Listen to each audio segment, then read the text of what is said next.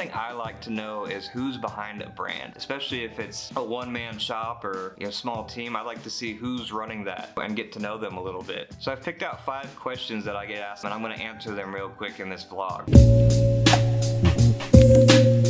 I try to charge just enough to make it worth my time. I want to photograph for people who built their rides, or them and their buddies built their ride. They drive it on the weekends. It might not be perfect. The motor's probably dirty. So my prices kind of reflect being able to be available for them and, kind of the little guy.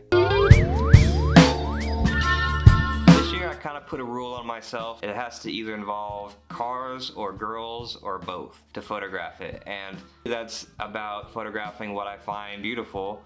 And part of that is just keeping my workload manageable. No weddings.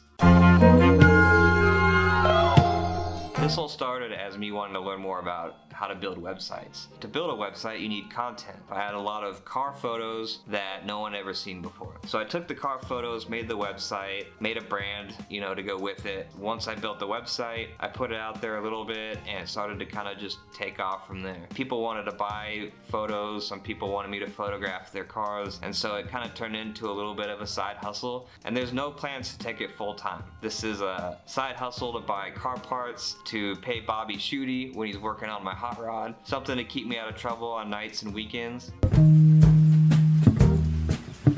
No photos ever go public unless the client has seen them first. There might be a teaser, a behind the scenes shot, but as far as the full set, I know especially for pinup photos and boudoir stuff, client always sees everything before it gets released, if it gets released.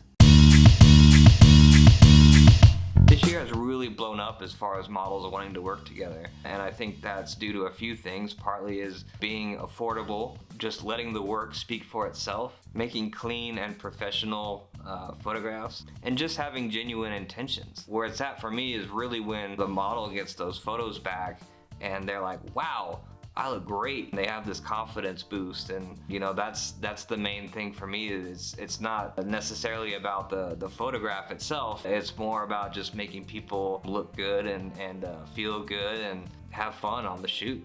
Bonus question for my photographers: do I use an ND filter on my light painting photos?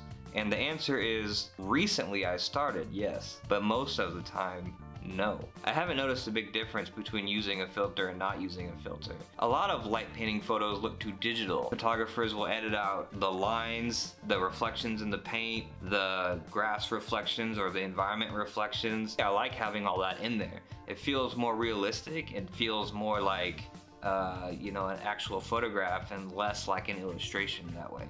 So I want to do more vlogging, and if this wasn't too painful to sit through, go ahead and leave a question below, and I'll pick a few out for the next round to do when I get a few minutes to sit down and do another one of these. So see ya!